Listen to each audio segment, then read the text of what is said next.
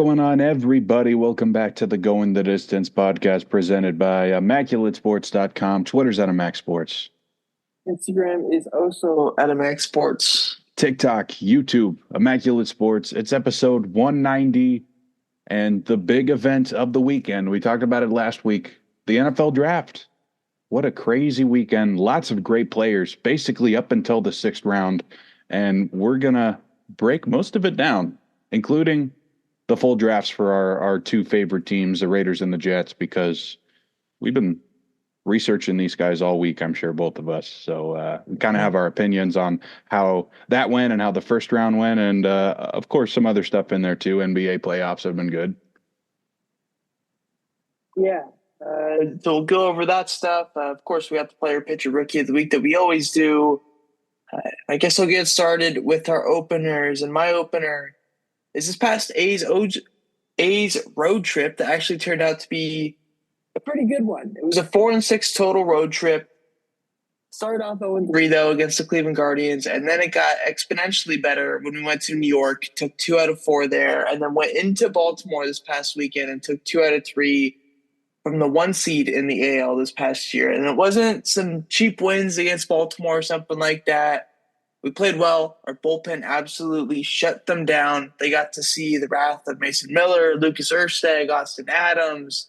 Whoever it was in the bullpen was dealing for the A's. They're now on an 18-inning scoreless streak right now. I believe it's the 5th or 4th best bullpen by ERA in the MLB right now. So it's fun watching those guys pitch. And it's fun seeing our guys get some big hits. Kyle McCann with his second career homer. Gets it off of Craig Kimbrell in the 9th inning of Sunday's ball game to put the A's out in front, which obviously then set up a 9th inning save for Lucas Ersteg, the first of his career.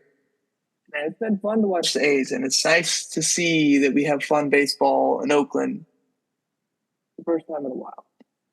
For sure. I mean, most of that pitching staff could compete with anybody in the league right now, which is fun. Mm-hmm. My opener is something I thought maybe it would go into halftime.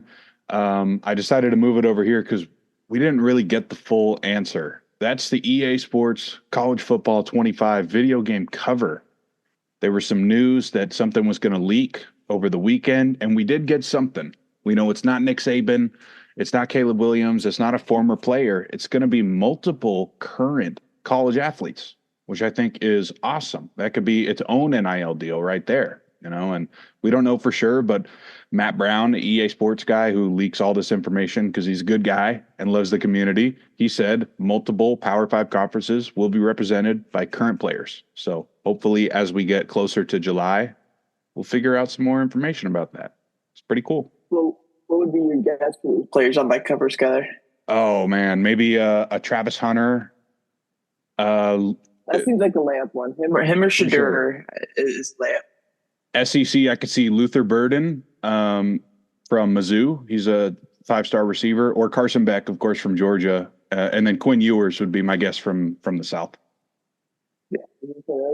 The two guys that really, or I guess 2 teams that stand out for me, I think Hunter or Shadur will be on it. And then also probably Ewers will be a guy in there. But Luther Burden's a guy that I'm kind of finding more and more out about over the past few days. There's way too early mock drafts that I've been seeing. I've been kind of seeing what he's about because he's got the name, that Luther Burden's a cool one. You see a guy like that, coming from a school that isn't that highly, I mean Power 5, of course, but not that highly touted in the Power 5 right now. Pick in the draft this upcoming year. Regardless, though, we'll get into our player, pitcher, rookie of the week. The only baseball that we're actually talking about this week. We'll get more back to it next week of maybe rankings or whatever we got. But this week we just have player, pitcher, rookie. And Skyler, who is your player of the week for this past 7 days? I'm going to go with Nick Senzel for my player of the week. It wasn't like overwhelmingly the best week out of all the players, but former castoff from Cincinnati, an absolutely monster week, helping the Nationals win 4 in a row. He had 5 hits. 4 of those were homers. So that's 8 RBIs and the 4th highest OPS of the week.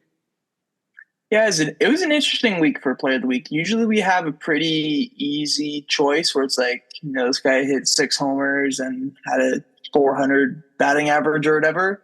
But all the guys that hit like 500 only hit 1 homer, and all the guys that hit like 4 homers only had 4 hits over this past week. So it was a pretty interesting week, and I ended up going with Alec Baum, who went 14 for 25 over this past 7 days, the homer and 10 RBIs for the surging Phils.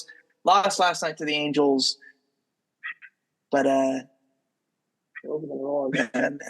I just stopped when I said Angels there because I just thought about Mike Trout and about how sad that makes me to hear that he's out for.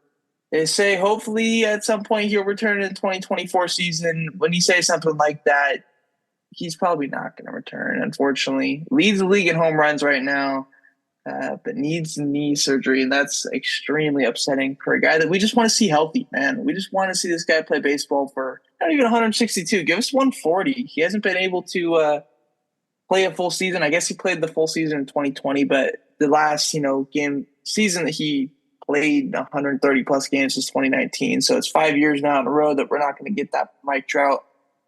It's really sad because, we looked at this probably 5 years ago, and I know I'm going off on a tangent now, but I think it's necessary. That 5 years ago, this could be a guy that, hits 600 homers or, gets to some of the records that we don't see touched often in baseball because he came up so early as a 19-year-old and won Rookie of the Year as a 20-year-old and was from then on out for the next 5 to 10 years the best player in the league.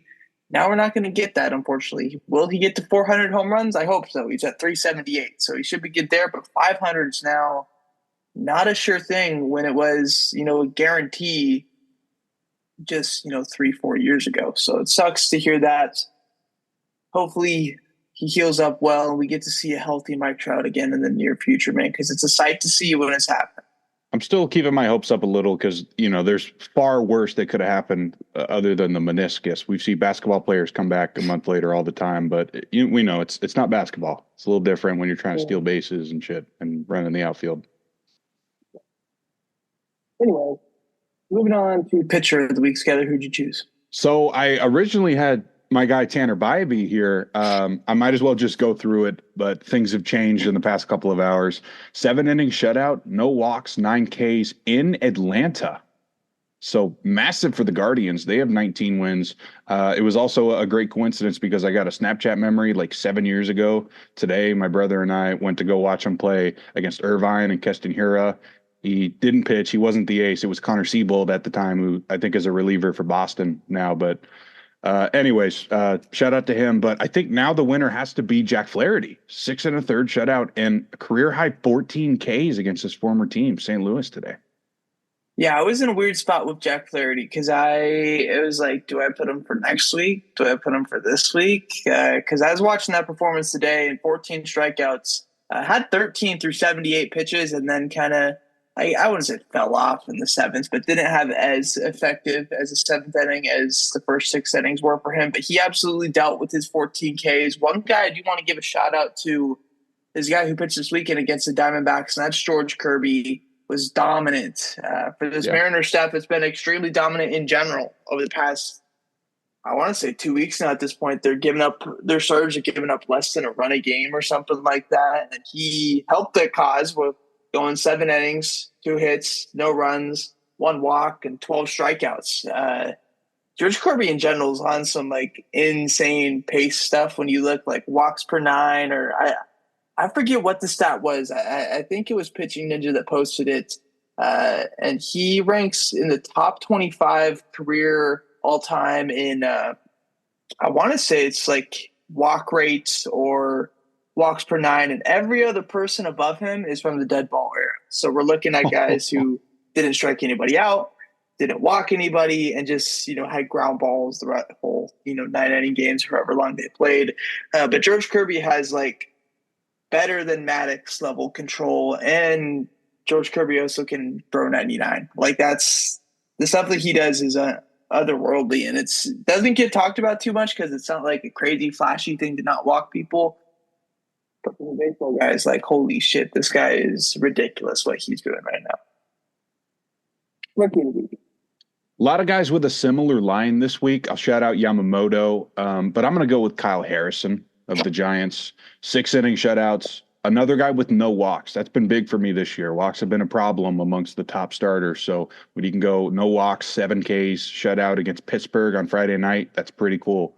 I also have written down Jacob Young, Washington. Shout out to him. He stole 6 bags this week. Good for him.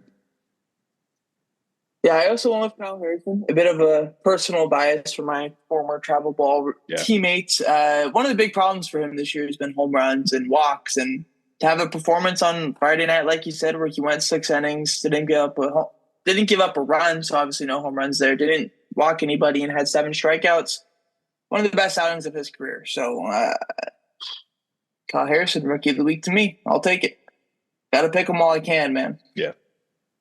And now we're moving on to breaking down our own team's picks. So if you're not a Raider fan or Jets fan and you're listening to this and you don't want to hear us ramble about our own teams, then skip 5-10 minutes ahead or whatever and see what we're talking about. But you're going to want to go round by though. round. That way we're not talking 11 minutes straight about all of our picks. We'll switch off from there, Skyler. You guys picked first in this, in comparison to the Raiders. You took Olu Fashano. Skyler, what is your breakdown of that pick? What do you think? So I got to start it off with this, the pronunciation. I was saying it wrong for 3 years now. Fashanu. But I'm just going to call him Olu, I think, to avoid it because, Fashanu just rolls out the tongue, I guess. But this is a guy who I wanted the Jets to draft last year, but he went back to school, of course. I had in my notes a pass pro polished senior that I did not think would make it to 10. Being the last confirmed left tackle prospect available makes me really happy at the end of the day. People have been skeptical in the media about taking another tackle instead of someone like Brock Bowers who will impact right away, or maybe a receiver. But again, man, when you have Tyron Smith and Morgan Moses, they're both 33, they're both on 1-year deals, and they're both great mentors. I could see us coming back to this one in 5 to 10 years thinking, wow, so many teams messed up this year. We got a future captain for 10, 15 years. Comparison to Brickashaw Ferguson. First Raiders pick, of course, was Brock Bowers at 13. Before we get into the pick of Brock Bowers, it was kind of a very hectic 45 minutes, however long it took until the Raiders ended up picking in the draft because are we going to trade up? Holy shit. They just took Michael Penix. Like there is no place to trade up. We kind of wrote in that the Vikings were going to, get JJ McCarthy the whole time, whether it's just the trade up or staying put at 11. They end up switching spots with the Jets and taking him at 10, which is kind of weird. I got to imagine there was another team calling the Jets that was trying to get that pick too. And they, Vikings, I guess, just have a better offer. And then once it got to 12, I didn't want Bo Nix, and I was so happy that the Broncos took him because that's just Paxton Lynch part 2. Regardless, Brock Bowers falls to us at 13. It was a shocking pick, but he's one of the best players of the draft, and this is one of the first times in a long time that the Raiders have taken best player available. Usually, I said this is Skyler, we end up taking the worst player available. We saw Cleveland Burrow, we saw Alex Leatherwood, we saw Damon Arnett. Just to name a few over the last 5 to 10 years. Brock Bowers is not that. The pro comp is George Kittle. He's an absolute weapon. One of the things that Raider fans were initially kind of hesitant about is like, well, we just drafted Michael Mayer in the second round last year. And while he didn't have the greatest stats, we kind of saw that this guy could be a stud in the league. But Brock Bowers can be that second tight end. He could be guy that we use out of the backfield. He had 3 rushing touchdowns last year. He could be a guy that we use in the slot. He could play fullback. He could do anything except for throw the ball. But he's a complete weapon on offense. And the fit might not be the greatest, but he's such a good player that it's going to work. Regardless, it can't hurt having a guy like that on our team. He's young as well, too, only 21 years old. He has the same birthday as me, exactly a year younger than me. So nice. Brock Bowers, welcome to the Dome. You guys did not have a second round pick. I just saw. So I guess that will let me transition into our second round pick, which was Jackson Powers Johnson. Or wait, Jackson? Mm-hmm. Is it Johnson? Yeah. I don't know why I'm wrong saying JPJ. it. Yeah, JPJ is what I've been calling him. I guess that's why it didn't sound right for me saying Johnson. But this guy, on center at Oregon, we announced him as a guard at draft night, and he will be a guard for us with Andre James being the guy that's held down the center position now for a couple years ever since Rodney Hudson left. But this guy wants to be a Raider, and that's something that I absolutely love to hear. He was talking about the autumn win at like 45 minutes after being drafted, and as Raider fans, like, we want guys that want to play for us more than guys that are extremely talented, because we just want the passion and stuff like that. It's always been there for those good teams. And now we want to see it happen with this current day age. The pro comp for him is Frank Ragnow. I've seen some people say Jason Kelsey, which could be a bit, much, but a very lofty, Hall of Fame level projection. But this is, again, one of the best players available in the drafts. Helps fix a need, something that we've been trying to address all offseason. We got Cody Whitehair a couple weeks ago, but adding JPJ here is kind of a dream scenario for the offensive line, and it's now a pretty formidable group with some of the guys that have been added. So I like that Whitehair is probably going to be able to help mentor him a little bit, kind of teach him a little bit more about the guard position as well, too, especially in the NFL. And I really like the pick a lot. So JPJ, welcome to the nation. And yeah, man. Third round, you guys definitely had a pick here. First pick of the third round was Malachi Corley. I heard this guy was, like, again, one of those dudes that's like gonna be a Jet type guy. Yeah. First pick of the third round. Another guy I had my eye on. I don't know if I sent it to you, but the night after the first round, I did a mock draft for, second and on, and I did the same thing, traded up for him in the third. There's so many good receiver prospects. Someone was going to fall because there's obviously other positions of need here. An absolute monster of an athlete at 215 pounds. He loves to run people the fuck over. Robert Saleh said he would run over his own family if they're standing in front of the pylon. And this is kind of the guy we are missing on the offense, the kind of guy who could run RPOs with A-Rod and get some eyes away from Garrett Wilson. I've seen the Debo comparisons, but that's just unfair for a third-round pick. So I'll say he has the same angry running style after the catch as a Jarvis Landry or Percy Harvin had. Yeah. Raiders also did have a pick in the third round. And something that you'll notice with the Raiders here, we kind of just had one pick every single round except for the seventh. I don't really think we made any trades in the draft, which is kind of weird. But at 77, we took Delmar Glaze, an offensive tackle out of Maryland. I don't really know too much about him, to be honest with you. He has some versatility, though. He played 16 games at left tackle and 16 games at right tackle over the past few years, so he's been able to play both sides of the line. He's not the best pick I wrote on here, but with 5 tackles going off the board in the first 13 picks of the third round, I guess kind of felt the pressure to go ahead and take a guy that you like, because maybe you wouldn't be available later in a couple picks. So Raiders take their guy. I don't know, to be honest with you.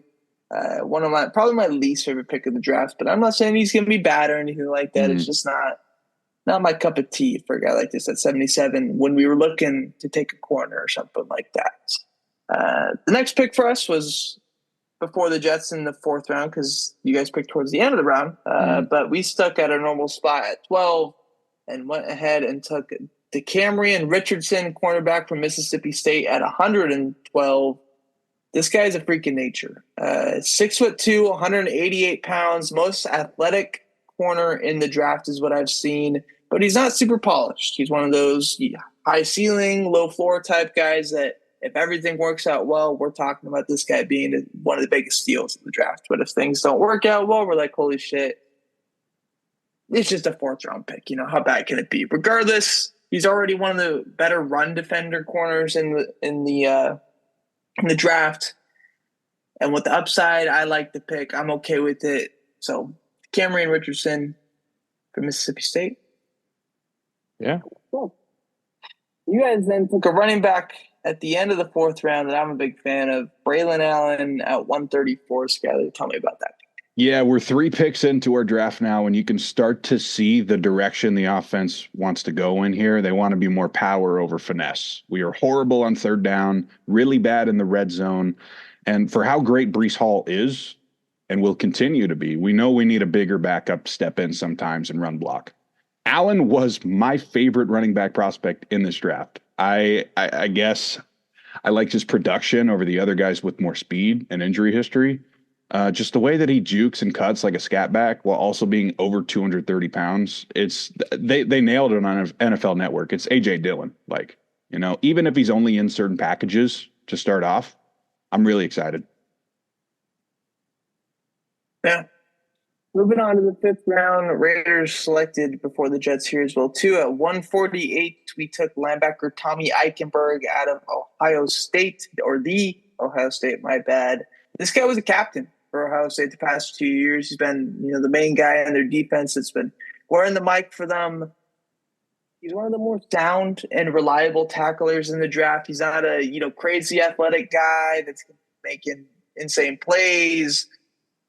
And one of the comps that I haven't seen from anybody related to the NFL, but something that I've seen, just the size and stature and kind of play style, he reminds me a lot of Bob Spillane, one of the guys who the Raiders added last year, has been terrific for us in the games that he's played, and is on the second year of a 2-year contract right now. Whether we want to, transition him into that role eventually and then have him take that spot, I ultimately hope that we extend Spillane and Tommy Eichenberg doesn't have to play too much because we only use two linebackers, but it's a good depth piece at the 5th round.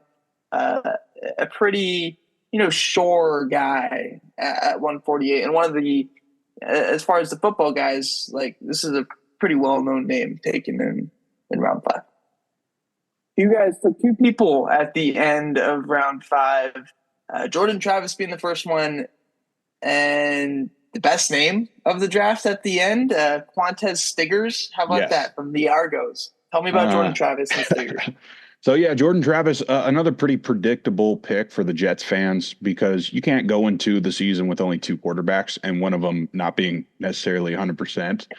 I was fine with him or Michael Pratt from Tulane, but Travis is a pretty intriguing pick here, not just for Jets fans, because he broke his leg at the end of the season with Florida State, and that team would have given Michigan a run for their money, I think.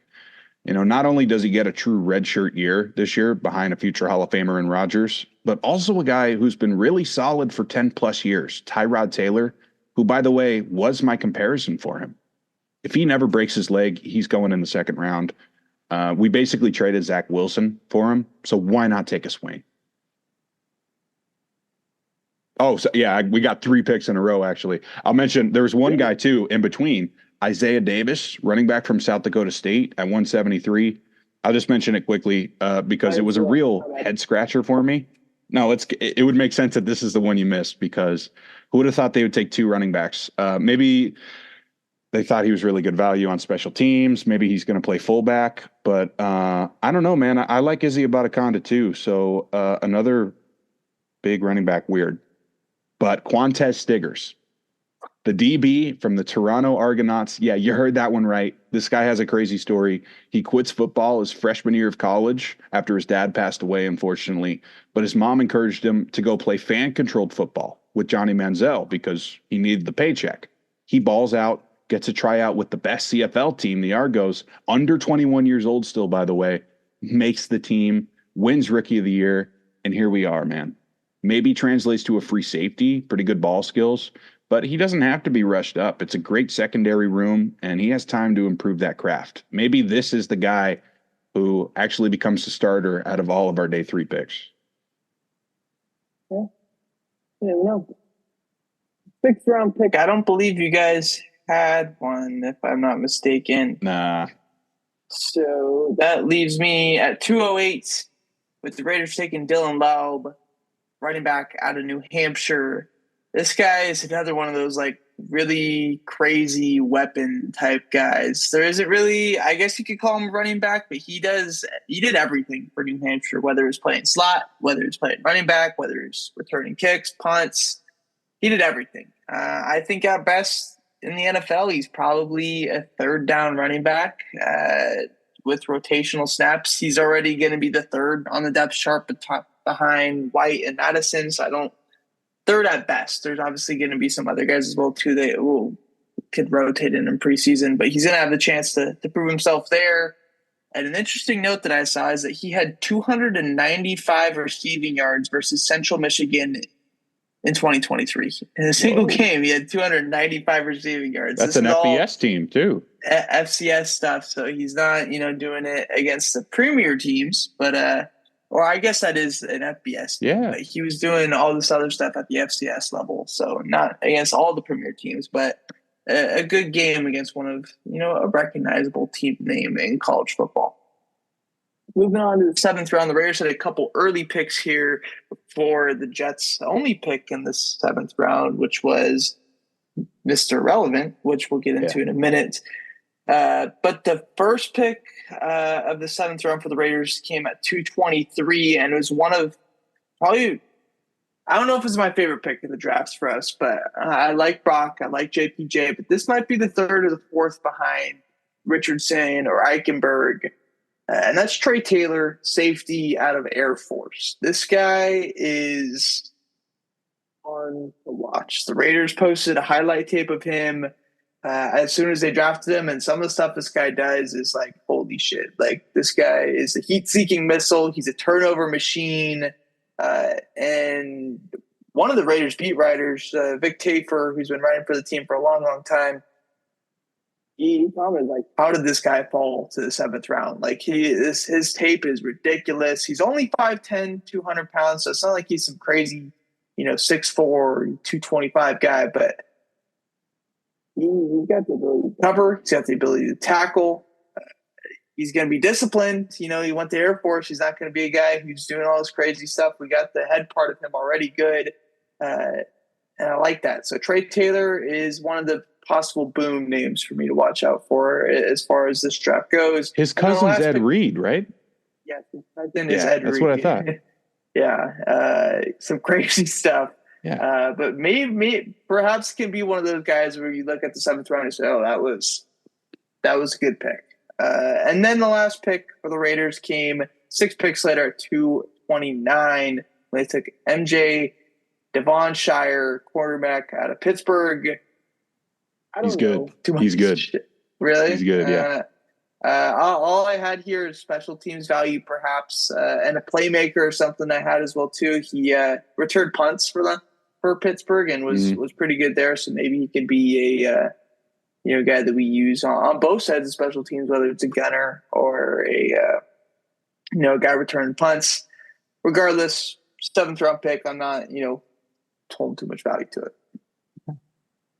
And then Mr. Irrelevant, Skyler, tell me about Jalen Keeve, safety from Alabama. Oh, God. Yeah. So we needed a safety to back up some of the veterans we got.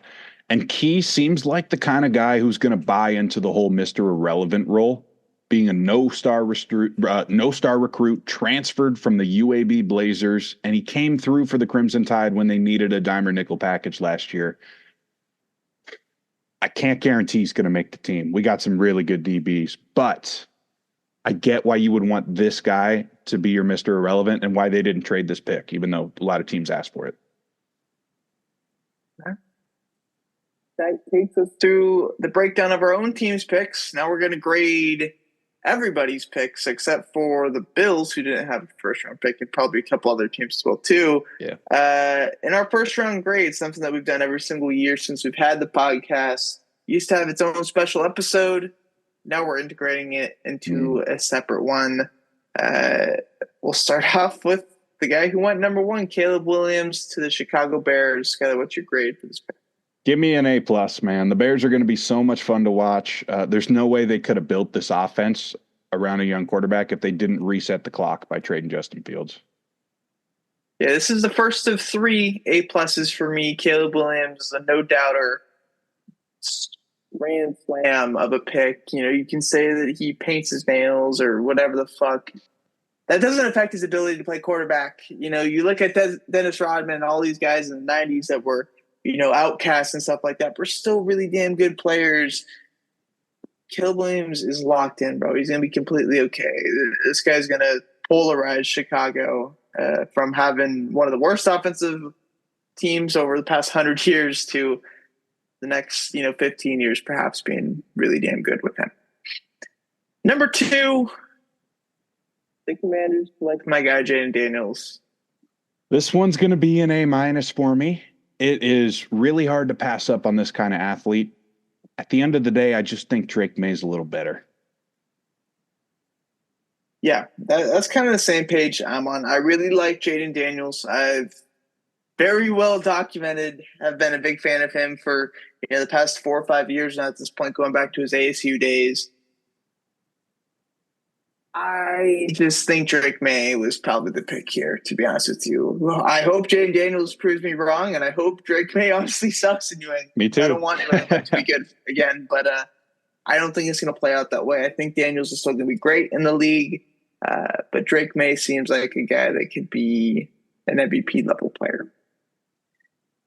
Which is the thing to Drake May at 3. Yeah, I'm going to give Drake May just a straight up A here for New England. He's going to have some ups. He's going to have some massive downs because this team is awful. And I'm really looking forward to playing them this season because he has no help. But once they do figure it out and get some help around there, it's going to be like having 2 Josh Allens in the division with all their big play potential. So that scares me a little bit.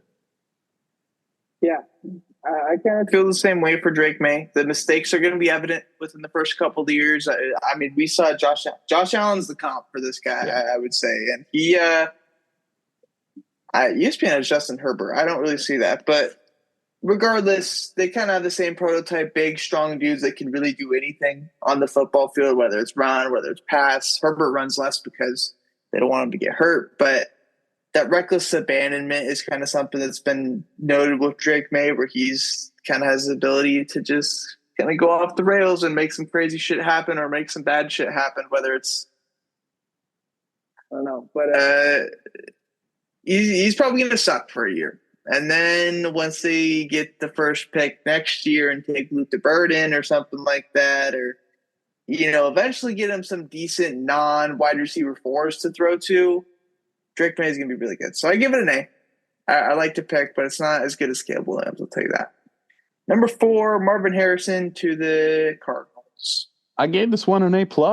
I'm really glad they didn't trade the pick because that's something Arizona always does. Marvin's going to help this offense so much. If Kyler can stay healthy, this team's going to be right there behind San Francisco and LA. And we just got to get the quantity now. We know they can do it, but can they do it for 17 weeks?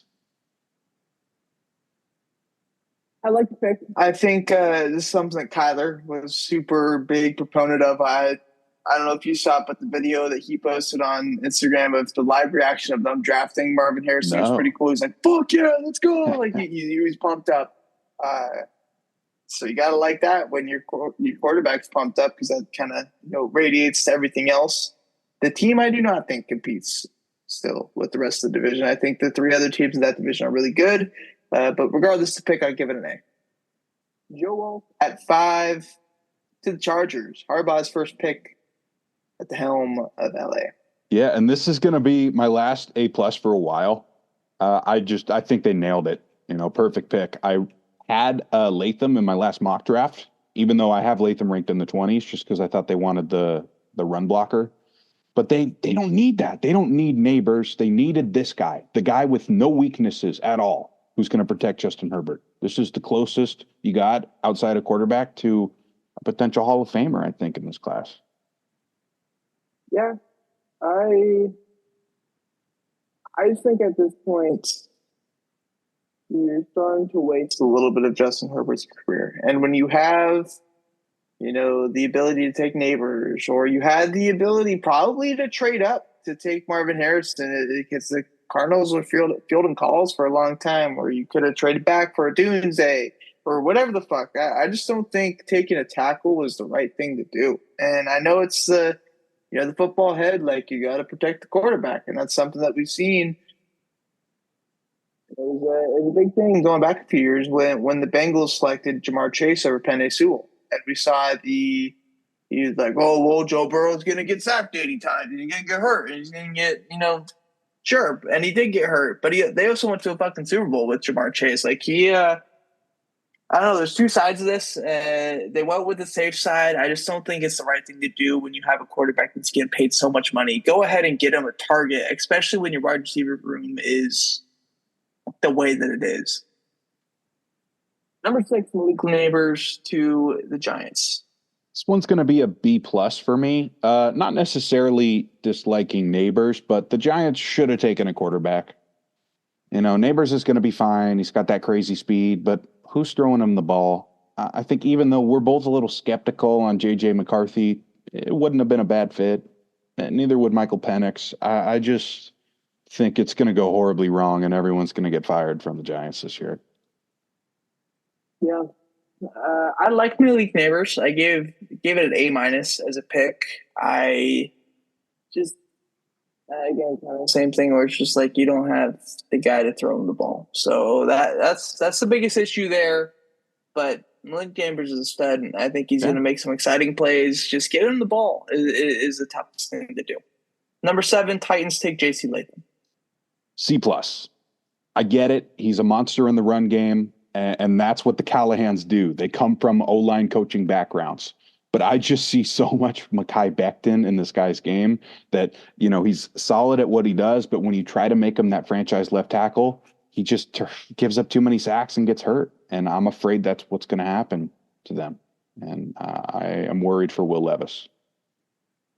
Yeah, J.C. Latham, I don't love this pick. It's very much a mid pick. So I gave it a mid-grade. I gave it a C.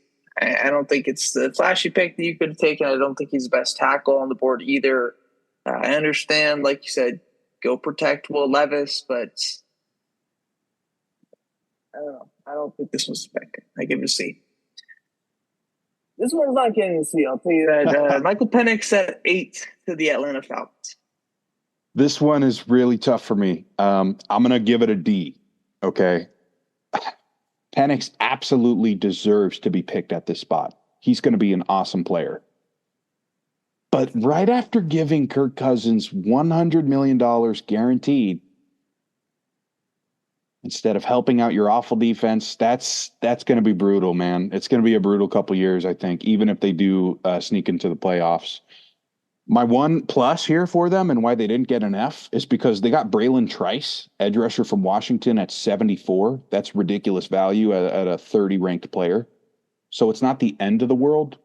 But still, you'd rather take this guy at 25 than at 8.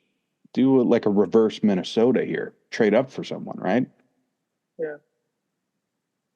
I'm not being around the bush here. This is an F. There's no upside to this, and I don't say I understand, but I could reason if you took a JJ McCarthy here, who's 21 years old, rather than a guy who's 24 years old. He's not playing the first 2 years unless Kirk gets hurt, and at that point, he's 26 going into the season, age 27. Why? My prediction is he's going to play anyways. Go take J.J. McCarthy. And if you were going to sign Penix, why did you sign Kirk Cousins? This just doesn't make sense. The Falcons have been picking at the 8 spot for 3 years in a row. And if they're picking at 8 next year as well, too, which I don't think they will because I think their team's pretty solid, but it could have been a lot better if you took Jared Verse, or even if you wanted to take Olu Fashanu or Fashanu, whatever. I still do it. Why Penix? I just don't get it. Number 9, Roma Dunes or Dunze. I still don't know which it is. Yeah, I've been saying a Dunze. I think that's the closest. I'm sure everything's a little off with us, but whatever, man. That's not why we're here. Yeah. But I'm going to give it an A. I think it's a perfect fit. You get to learn next to Keenan Allen while also getting action right next to him, and you didn't have to trade up. So perfect. I love it. It's an A pick for me. This Bears offense, Keenan Allen, DJ Moore, Rome. Not sure who the tight end is, Cole Kmet. And then I guess the running back positions, DeAndre Swift, but they got guys for Caleb to throw to. That's not going to be a problem.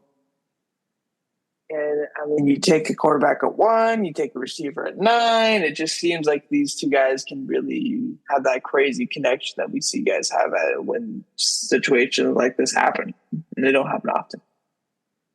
Number 10, J.J. McCarthy to the Vikings. I'm going to give it a B plus. Again, we've talked about it. I had JJ McCarthy ranked at like 68 for most of the year. I don't love him, but I still think it's a great situation for him. You got Jefferson, Addison, Hawkinson. Sam Darnold gets to start week 1 in case he's not ready, so he doesn't get thrown into the fire and beat down by the media, because we know that's what's going to happen, man. He's just got to work on the craft. He hasn't played a lot of games, and he hasn't thrown a lot of passes. Most of the games this season, he threw the ball like 18 for 22. So he's got to get some more reps under his belt. But it's a pretty good situation for a young quarterback to be in, man.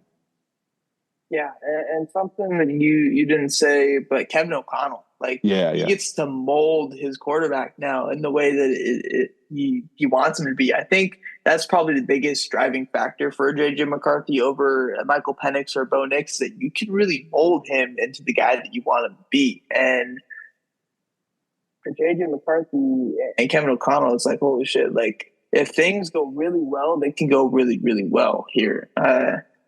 And I think it's also a spot, like you said, where you're not going to be pressured to perform super early because you know you're the worst team in the division. Like, it's not like a pressing factor. And while maybe it might be a little bit too like, oh shit, I got to show Justin Jefferson I'm good.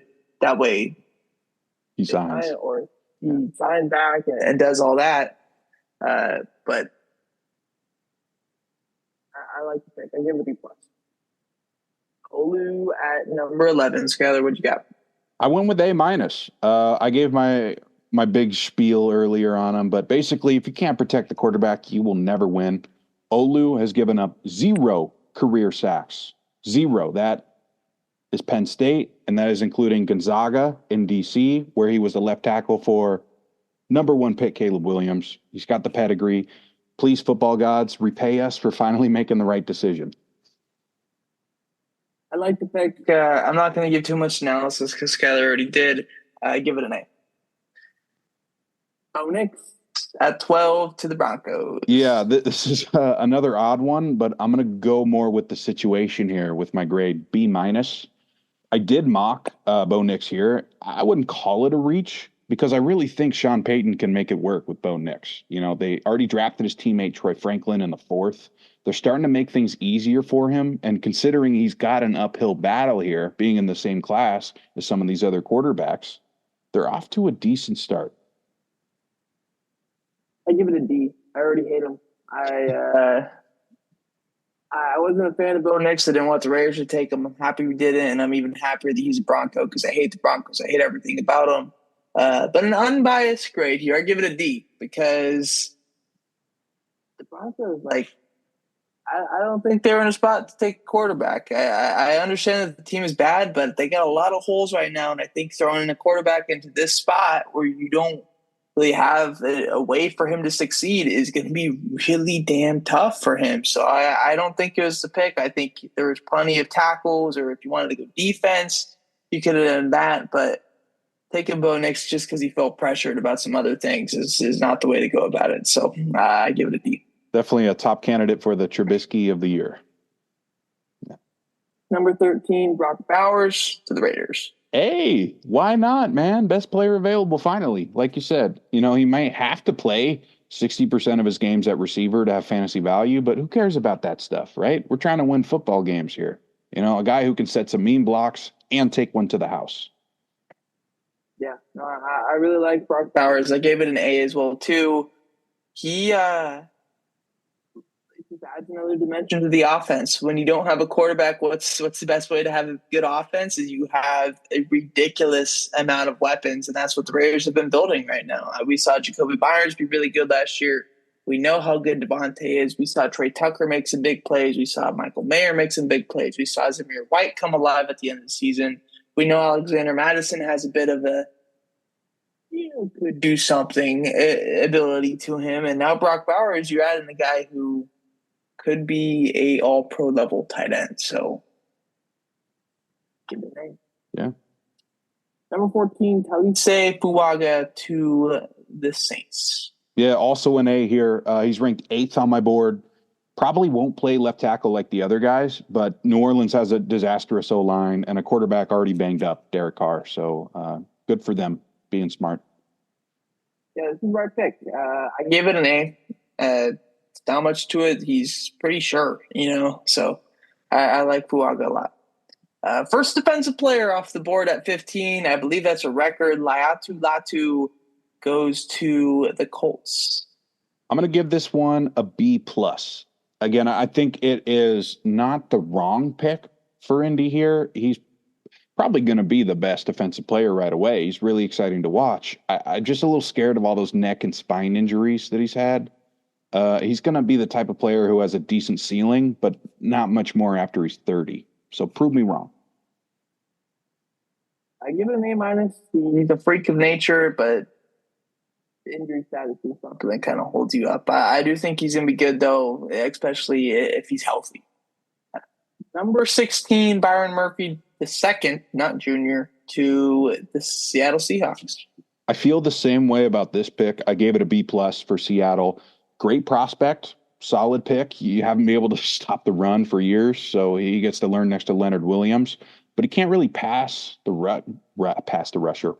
passer yet. We'll see if he could develop into that Quinnen, Dexter, Wilkins type of guy, but maybe not. I thought you were going to say pass the rock. I was like, I don't think he can do that. But Byron Murphy, I like the pick. Again, I give it an A minus. I think he's a guy who can cause havoc, especially like you said in the run game for a team that's been trying to get better at that for a couple years now. They've made the flashy picks the last few years, whether it's taking Woolen or Witherspoon, and now they get dirty in the trenches with a guy like Murphy, and they got a young, fun defense, man, if everything's going right. Number 17, Dallas Turner from Alabama goes to the Minnesota Vikings. A plus. So happy for them. They got the athletic freak. He was my freak number 1, if you remember from my big board, if you ever looked at that. Let's see. I lost my spot. You go out and you get a quarterback. Now you need someone to stop Caleb Williams, Jared Goff, whoever else is going to be out there. Or you drop him back in coverage because he can do that too, just like Anthony Barr used to do for you guys. So I see the vision, and I understand why they were so happy when you show the cameras in the war room. Like, wait, this guy's still there at 17? Are you serious? A good pick, yeah. A plus. Yeah, I give it an A. This is one of my favorite picks at the draft. Dallas Turner is a guy that I've been kind of big on for the past couple of months. Is a guy that I was okay with the Raiders drafting if we didn't have Crosby and Kuntz and Tyree Wilson, but Dallas Turner is going to be a stud. I think he's another one of those guys that can kind of perform right away as well too, while having the ability to grow quite a bit as a player too. So I like it a lot at 17. Marius Mims, offensive tackle from Georgia, goes to the Bengals at 18. Another B plus here because it's, of course, a risky move, but this is such a massive need for Cincinnati. Mims is the type of guy who could have used that extra year like Olu had if he wanted to go in the top 10. But losing Jonah Williams, whether this guy plays tackle or guard, you just need bodies out there. Yeah.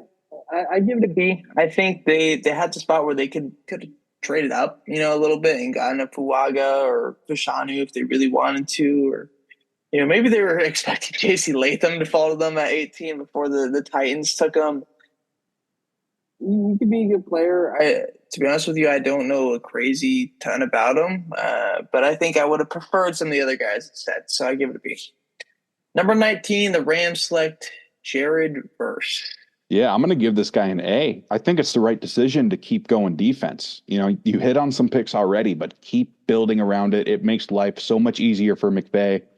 I think it's a steal here at number 19. Obviously helps with 14 straight offensive players going to start the draft. This pick is insane for me.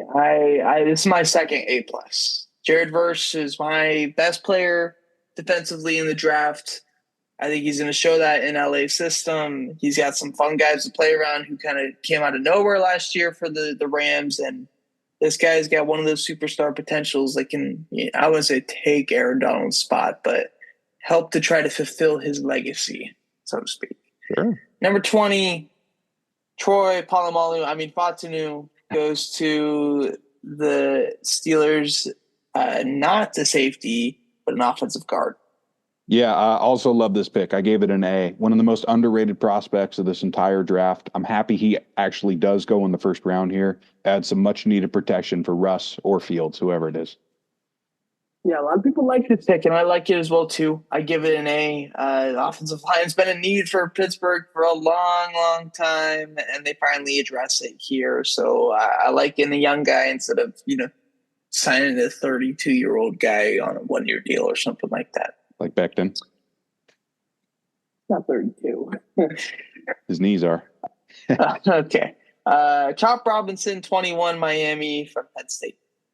I'm going to give it a B. I'm kind of in the middle on him because speed rushers this early are really risky, but the front seven got absolutely annihilated with injuries and free agency, so they really needed Chop here. Yeah, Chop's a weird guy. His pro comp's Josh Sweat, and I think if you were to kind of just say, okay, you're taking Josh Sweat in this spot, I don't think you'd be content with that at 21. So I give it a B minus. I hope it turns out well for Miami. I know you don't, but okay. Yes. Number 22, Quinyon Mitchell, the cornerback from Toledo, goes to the Eagles. Yeah, another A. Yeah. Great fit, falling out 10 more spots than projected the last couple mock drafts. He's going to have so many deflections this year because teams are going to go after him being from Toledo. Also got Cooper DeJean I wanted to shout out, but they obviously view him as a safety since he won the second, right? Maybe. I don't know. Regardless, Quinyon Mitchell, I think, is a stud, especially with Darius Slay and James Bradbury kind of, I wouldn't say not being in their they're not in their prime, I guess you could say that. But on the back end of their career, I think Quinyon Mitchell is a perfect guy that can learn from those dudes and really, blossom as a corner in Philadelphia for a team that's got a ton of young, really good defenders. Like you said, they also had a Cooper DeJean. Maybe DeJean plays a little bit of slot, a little bit of outside, a little bit of safety, whatever it is, plays all over the place. But I like Quinyon Mitchell a lot, and I give it an A. Brian Thomas Jr. from LSU wide receiver to the Jags at 23. I'm going to give this one a B minus. I don't love Brian Thomas Jr. He's got the prototypical size, but it just seems more like a panic pick here, losing Ridley and now Zay Jones gone today. You had to get help for Trevor Lawrence, though. Even though the next two rounds had better receiver value, I can't give him a D or anything on this grade because he's not a bad player. Yeah, I'd give it a B. The pro comp is T. Higgins, and I actually really like that pro comp. I think it makes a lot of sense. However, I think you probably could have traded a second-round pick for T. Higgins if you really wanted to and taken somebody else here.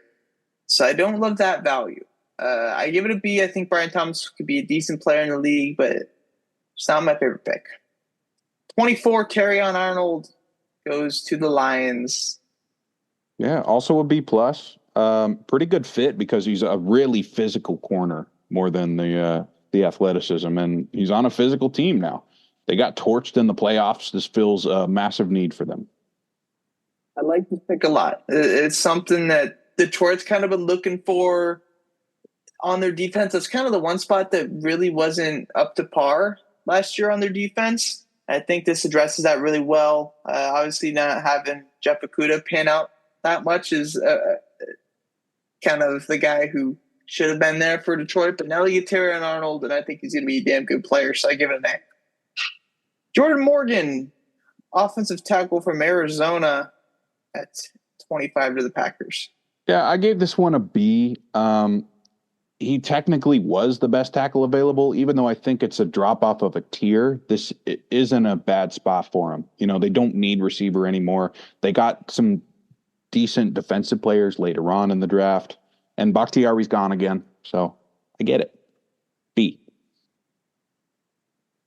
I gave it a C. I think it's a reach with Jordan Morgan. I think you could have probably gotten them early second round and been okay. And I think there's a lot of teams that are willing to trade up to that spot. Taking him, just not my favorite player in the draft. I give it a C. Tampa Bay takes Graham Barton, center from Duke. What do you think? A plus. A plus. I love it for Tampa Bay. You know, the best center in the class going to a squad that's been trying to fix the interior for years now, since Tom Brady was there. You can't let last year's offense be a fluke for all the money you dished out. So keep building around Baker. Keep it going. Every first round pick. Yeah, I've seen a lot of people say that they really like this pick. Bargain is something I've seen. Much needed replacement for Ryan Jensen is something I've seen a lot as well too. I think it makes a lot of sense. He's a guy that could be a captain of your offensive line. And he's playing at the center position. We just had one great center lead the league. Why not have a good one here in Graham Barton? So I give it an A. Number 27, Darius Robinson, edge from Missouri. Skyler, what do you think here? I gave him a B minus. A big time winner at the Senior Bowl this year. He really destroyed that entire weekend. And you don't really care about reaching at this point since he already got Marvin Harrison at 4. So I was fine with it. I don't know much about him, to be honest with you. So I'm going to give him a B. That's kind of my safe grade. Xavier Worthy, 28 to the Chiefs. Yeah, unfortunately, this is the last A+ of the draft here because even if he doesn't pan out, shame on Buffalo for letting them get this guy. Patrick Mahomes throwing to the fastest player in combine history next year. Yeah. I give it an A+ too. I guess the one thing is that it wasn't the greatest value, but then again, Buffalo probably takes him, which then questions why Buffalo would trade the pick. Yeah. But anyways, this for an offense last year that actually struggled a little bit, surprisingly with Mahomes and all these guys, is something that they needed is a guy that takes the top off the defense, and they did not have that last year. They weren't able to spread the field around, which helps open up the run game, does several different things to you, whether or not you're getting Worthy the ball downfield or not. Now they have that again. They won back-to-back Super Bowls. They also have Hollywood Brown. Whether they have Rashee Rice or not is up in the air. But you're now looking at a possible offense that has Xavier Worthy. I guess you just pencil him in as Deshaun Jackson. I think that the pro comp that I see with him was pretty good there. And I think if that's Deshaun Jackson, you'd be extremely happy. Rashee Rice, Hollywood Brown, Travis Kelce, Patrick Mahomes. Fuck, man. Like, no, thank you. So, A+. My last A+. Number 29, Tyler Guyton to the Dallas Cowboys. This one is going to be my last A grade. Another pick that the media doesn't seem to love, but I'm completely fine with it. You know, Dallas always drafts really well, even though they've been getting shafted for the all-in comments here. This guy was a former tight end, ridiculous athlete. You just lost Tyron Smith, so this guy should be able to slide right into right tackle and help out Dak. Yeah, this is a huge human being, man. 6'8", 322. I like the idea where you take Tyler Smith a couple years ago. You get another guy here. You're starting to build a younger line for a team that had Zach Martin, or still has Zach Martin, but Zach Martin and Tyron Smith for all these years. Now you get a guy who can be young and take his place. So I like to pick. I give it an A-. And I like to pick a lot better than Jordan Morgan. I think if they flip him here, it would have been a lot higher grade for the Packers. Mm-hmm. Number 30, Nate Wiggins, cornerback from Clemson, goes to the Ravens. Yeah, I gave this one a B. I really like Nate Wiggins, but it really depends on the scheme he ends up playing in for the majority of his career, because I think he can be an elite man press guy. They don't really do that there, but it's still a good situation to be in. The Dallas defense has Pro Bowlers all around him. I'm sure he'll figure it out. And if not, they got TJ Tampa sliding into the 4th. So good for Baltimore. I like this pick a lot. I give it an A. Nate Wiggins is another one of those freaking nature type guys. Extremely fast, good size, 6'1", 173. I assume he'll probably bulk up a little bit, but man, they got a very physical defense in Baltimore. And this guy, once he had some weight, he's already got the size, he's got the speed. Like, Like Baltimore defense is really good, and they might have gotten a lot better with this guy. So I like to pick a lot. I give it an A. Number 31, Ricky Pearsall to the Niners. Skylar, what do you think about this one? I have a C plus. I don't hate the player. I hate the game. No, but he's a good player, obviously. Another Senior Bowl guy, ridiculous one-handed catches. It's just kind of weird because this means that Debo probably gets traded in a year or two from now because they understand that Ayuk is their number one now. You want to be prepared. I guess it's better to be prepared than to not. You're able to stash a first rounder, and a team like Carolina picking in a couple spots here is not going to be able to do that with Xavier Legette. So we're just gonna have to wait and find out with Slick Rick here. Yeah, I think he's one of those guys that doesn't really. I mean, yeah, he's made some crazy catches, but doesn't stand out in any specific way to me. But he's kind of good at everything. He's a polished guy, which makes me understand this comp and Tyler Boyd that Matt Miller has.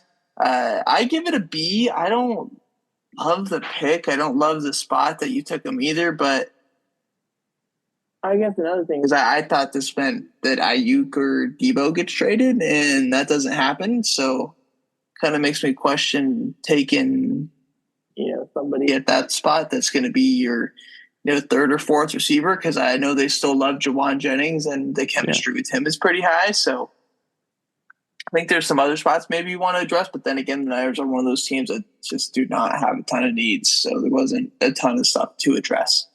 Regardless, I give it a B. Last pick of the first round, Xavier Legette, Southern Carolina receiver that you could definitely hear the Southern Carolina in him when he's talking. Stays in Carolina. I don't know if Panthers are in Northern or Southern, to be honest with you. North. But he stays with them and pairs up with Bryce Young. Yeah, I'm going to give it a B minus. He's going to get a bunch of targets this year, just like he did at South Carolina. But I'm a little worried that he can't separate at the next level, which would cause some problems in Carolina if you have a bunch of wide receiver threes on the field at the same time. And that makes things even worse for Bryce Young. But he's a better athlete than a Keon Coleman. It's a tough draw to go to Carolina right now, Kyle. Yeah, it is a tough draw. This was a guy that actually wanted to be there, though, based off the stuff that we've been hearing. And I thought it was a pretty interesting thing that Bill Belichick actually said on the Pat McAfee show, where you take a guy in the first round, you have the ability for that fifth-year option. You take a guy at 33 in the second round, like the Bills did with Keon Coleman, you don't have that ability to do that. Yeah. And from what we've seen, the Panthers absolutely love this guy. They practically guaranteed they were going to pick him. So they move up one spot, and now they have the ability to put that fifth-year option on him if he turns into a superstar or something like that. I think the range when you took him was pretty solid as well, too. I think a lot of people kind of had him around that 30th range. You obviously didn't have to trade up too much to do it because you just had to do one pick. I think the pro comp is really funny for Matt Miller, though, where he has Jonathan Mingo as the pro comp. So two of the same guys on the same team is pretty funny. But pretty much what I was saying. I guess I don't know. The Panthers, we know what the Panthers are, and that is absolutely terrible. They'll probably pick in one next year. So I give it a B. I don't mind the player. I just hate the game. There we go. There's our first round grades.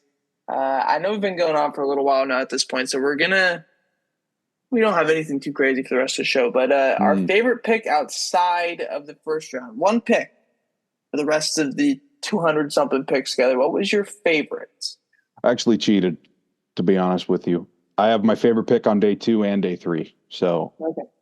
I'll go with my first one here. I couldn't not talk about Jerzon Newton falling to 35 and the Washington Commanders here. The D tackle from Illinois was ranked 12th on my board. It's a perfect blend of pass rushing and run stuffing that all the big time D tackles have. I think Washington got themselves a good one. I'm going to go into my next one. Yeah. All right. 133 in round 4. You're going to hate me, man, because it's another Kansas City pick. It's Jaden Hicks, the Washington State safety, falling to Kansas City. Another guy who probably should have went at the beginning of the second round. He slips to Friday morning to a team that desperately needs him. They lost Mike Edwards. They lost Willie Gay. This guy plays at the line of scrimmage and stuffs the run. It's a perfect fit. Okay, well, you picked Chief. I wanted to be nice, and I'm going to stay nice because my favorite pick was Braylon Allen. I like the pick a lot. I think, he does have the, tread on his tires a little bit because while he is 20 years old, he got used a ton at Wisconsin. So there is that. But then again, he's not going to be used a ton in the NFL, especially at the start of his career with Breece Hall. You have a pretty good way to transition him into, if you want to be the lead back or create a two-headed monster with him and Breeze over the next couple of years. And he's a physical specimen. This guy's strong. He's only going to get stronger because he's only 20 and doesn't turn 21 until next year. So he's got a while while still being a 20-year-old. And I like to pick a lot, man. Yeah. So, hey, if it makes you feel any better, I think those two DBs you took in the 7th, probably the two best picks of the 7th. Yeah. All right. I'm cool with that. I don't want to choose a Raider as my favorite pick because that would have been like, okay, you're biased. Shout out though to Travis Clayton from England, first pick of the 7th round. How about that? Sure. Former soccer and rugby star. Wow. I think there was also, I want to say there's a couple other guys. I want to say there's a guy from like Nigeria that got taken. Yeah, I know in the 4th round, a guy from British Columbia went. Jets had interviewed him, but they viewed him more as a 7th rounder. Anyways, that's for that. We'll move on to the NBA playoffs. Tell me what's going on there. Yeah, we are nearly into the 2nd round of the playoffs here. We already know one of the playoff matchups. We'll start off there, I guess. How about the Timberwolves and the Nuggets? Minnesota with the sweep over Phoenix, and Edwards kind of telling KD who's boss. This is my league now, little man. And similarly with Jamal Murray and the Nuggets with 2-game winners against the Lakers. They win that one in 5. So that's going to be an awesome 2nd round matchup. Minnesota going to Denver pretty soon, still TBD. We'll go up to the top of the Western Conference here. OKC also gets the sweep here over New Orleans. They stood no chance when Zion Williamson got hurt. So unfortunate for them. Maybe we'll see him back. OKC gets to rest up. And these two teams will not. Clippers, Mavericks, this is destined for 7, right? I mean, just ridiculous back and forth here.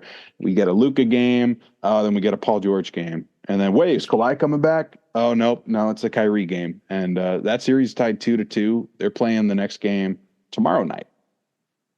Yeah. And something I do actually want to touch on before we get into our bets and stuff. I probably should put this in, I don't know, my opener or something like that, because it's not the favorite thing I saw, but it's a very compelling thing, and it's the shifting of the generations that's going on within the NBA right now. It's the generation that me and Skyler grew up on, and I'm sure many people listening, if you are listening to the podcast, thank you, by the way,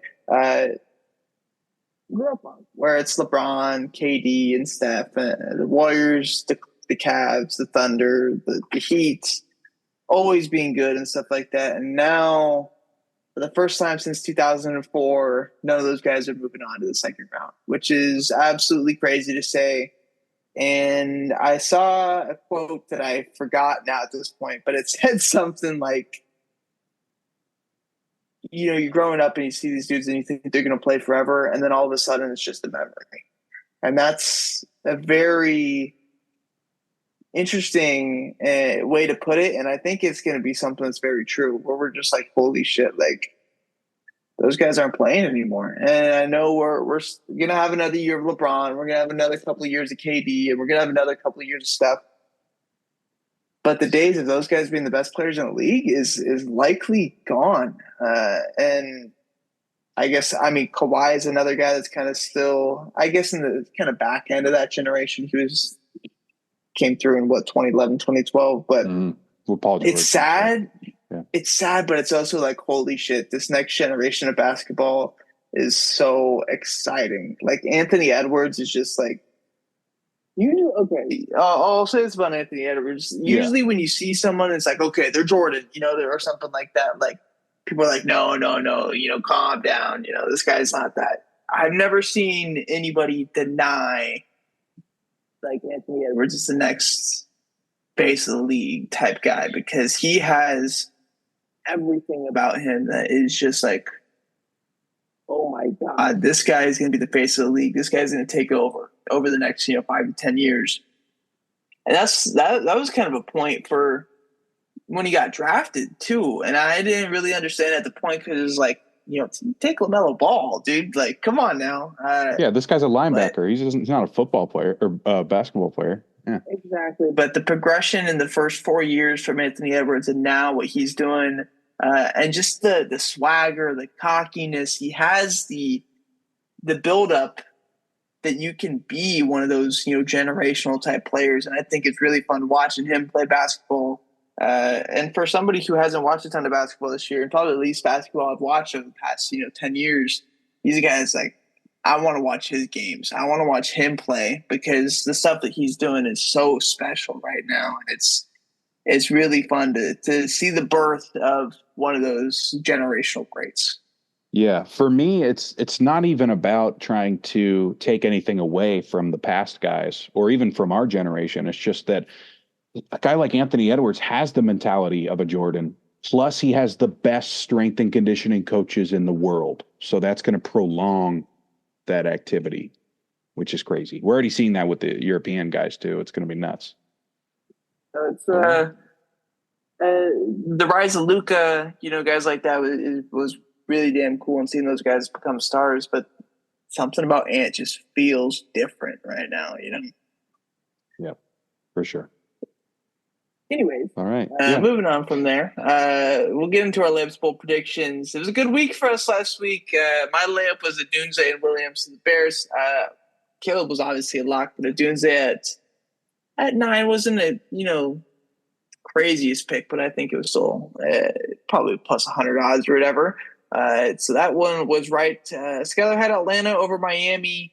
That was a Reynaldo Lopez start. And the Marlins did not win that one because the Marlins don't win a lot of ball games, and the Braves win a lot of ball games.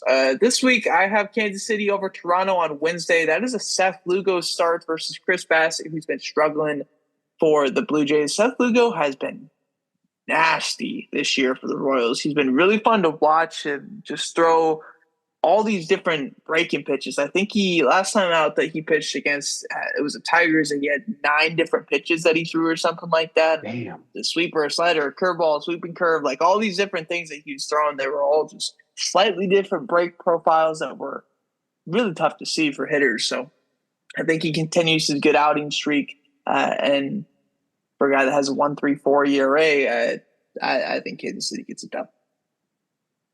All right. Well, I kind of have an interesting pick here. I'm tend to take Cleveland over LA, the Angels. I know that's probably universal for every sport, right?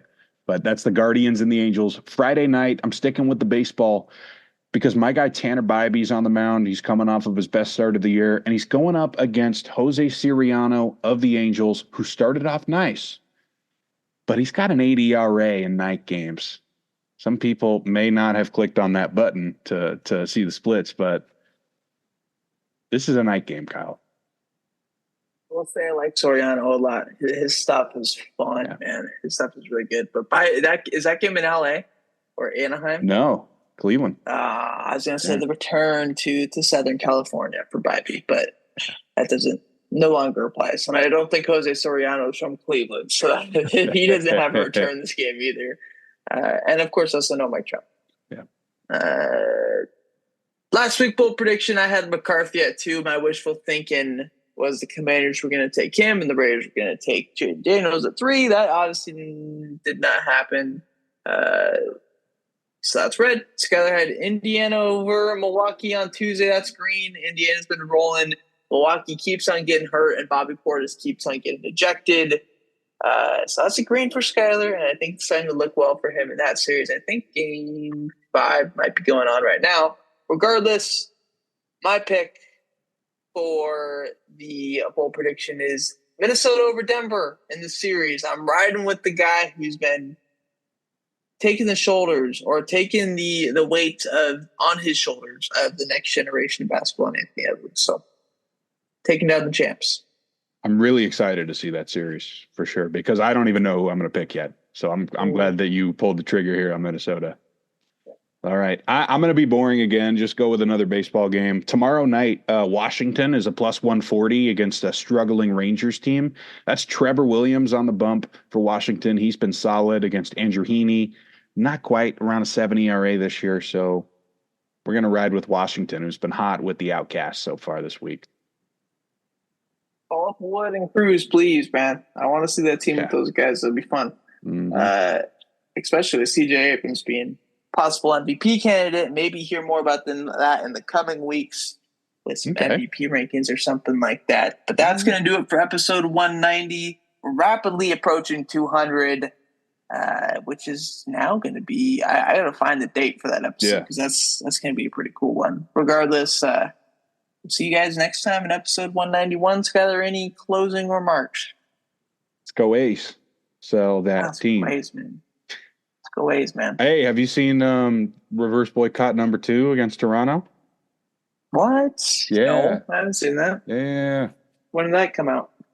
I think last night. It was the hot dog guy said that him and Last Dive Bar had talked about it, and then they were like, all right, it's the day. We already got Damon Amendola, that guy, to come do our pregame show. I'm like, all right. Damn, I don't think I'll be home then. That's the week right before finals. Damn. Well, regardless, good luck on those finals, man. I'll be watching. All right. We'll see you guys next week for 191.